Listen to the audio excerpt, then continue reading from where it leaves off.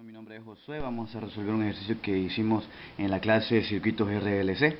Este es el circuito que nos dan, aquí están los datos correspondientes, como pueden observar, y nos pide encontrar la ecuación característica del voltaje en un determinado tiempo.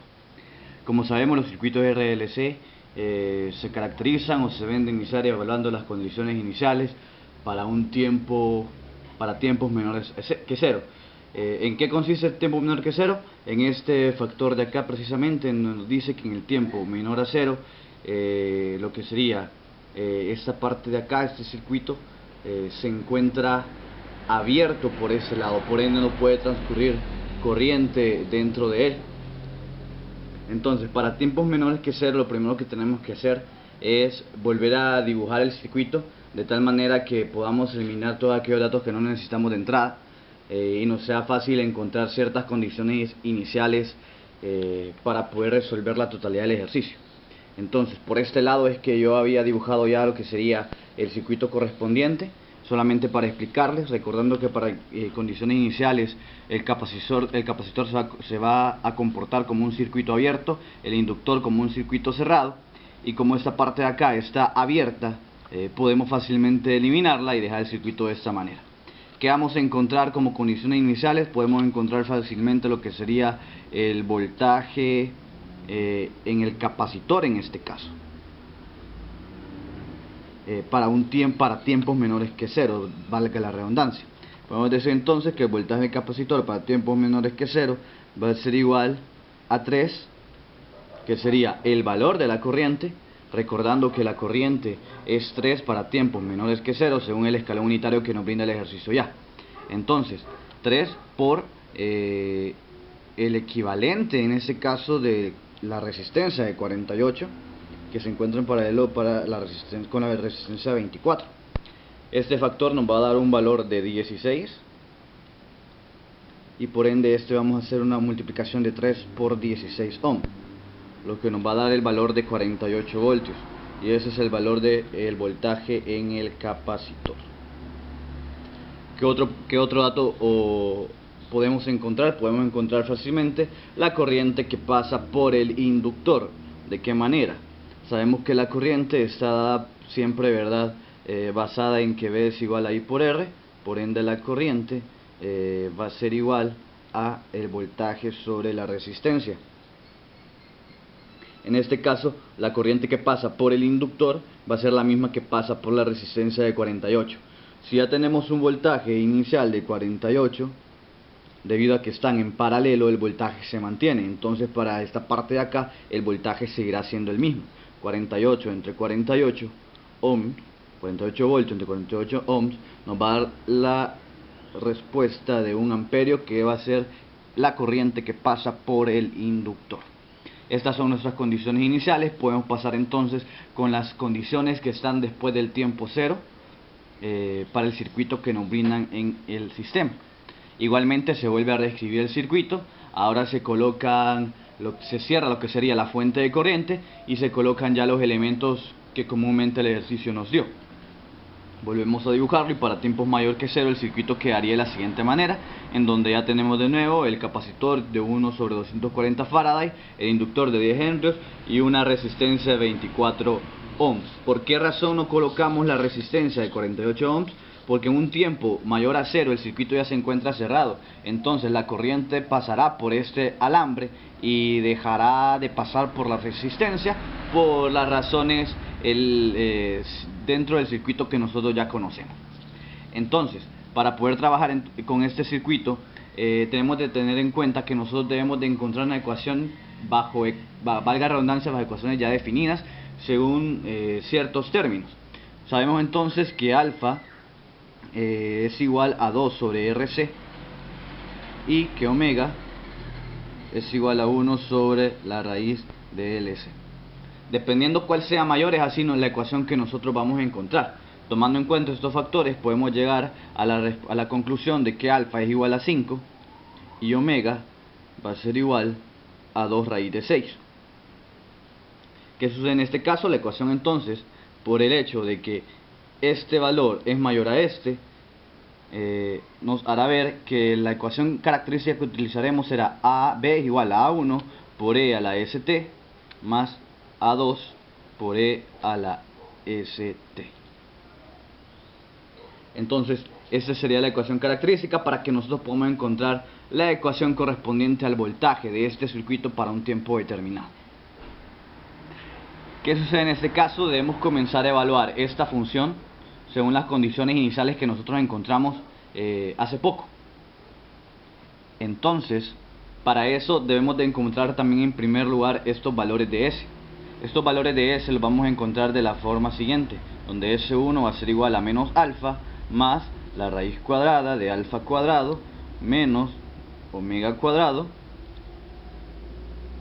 y esto sustituyendo con los valores que nosotros ya tenemos va a dar igual a un valor de menos 4.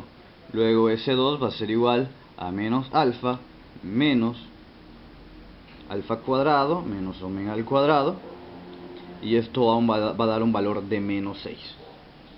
Teniendo eso, ya podemos sustituir estos valores en la ecuación de acá, y nos quedaría de la siguiente manera, en donde B va a ser igual a 1 por E a la menos 4t más A2 por E a la menos 6t. Y esos serían los valores característicos.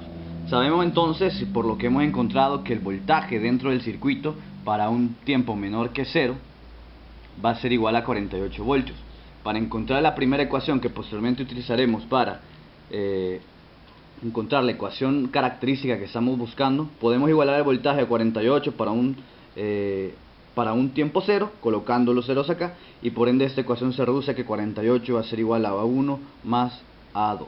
Y es aquí donde podemos colocar que esto es nuestra ecuación 1, que posteriormente vamos a simultanear con otra para poder encontrar la respuesta que nosotros estamos intentando encontrar. Pasando en esto entonces, podemos derivar lo que sería esta ecuación para encontrar esa otra ecuación que nosotros necesitamos. Podemos decir entonces que la derivada del voltaje respecto al tiempo va a ser igual a menos 4 a E a la menos 4t menos 6 A2 por E a la menos 6t. Y es aquí donde podemos tener otra ecuación. Lo que sucede en este caso es que no sabemos qué valor colocarle a este. Sin embargo, dentro de la teoría de los circuitos y dentro de lo que sería el electromagnetismo, existen ciertas ecuaciones que fácilmente tendrían ese término y que podemos comenzar a utilizar para poder despejarlo. En este caso, sabemos que la corriente que pasa por un capacitor no es más que la capacitancia multiplicada por un dB por dt. Y este es justamente el valor que nosotros necesitamos. Simplemente se trata entonces de despejar la ecuación y tenemos que dB sobre dt va a ser igual a la corriente que pasa sobre el capacitor entre la capacitancia. ¿Cómo vamos a encontrar la corriente acá? Podemos fácilmente generarlo por medio de nodos. Sabemos que aquí pasa una corriente, podemos decir que la corriente que pasa por el capacitor es esta y la corriente que pasa por la resistencia es esta. Algebraicamente sabemos entonces que por nodos la corriente del capacitor más la corriente del inductor más la corriente de la resistencia va a ser igual a 0. Despejando lo que sería la corriente del capacitor, tenemos que menos IL menos IR va a ser igual a la misma. ¿Cuál sería la corriente que pasa por el inductor? Es muy sencillo, es la corriente que nosotros encontramos en estas condiciones iniciales. Tenemos entonces que IC va a ser igual a menos 1 menos la corriente que pasa por la resistencia.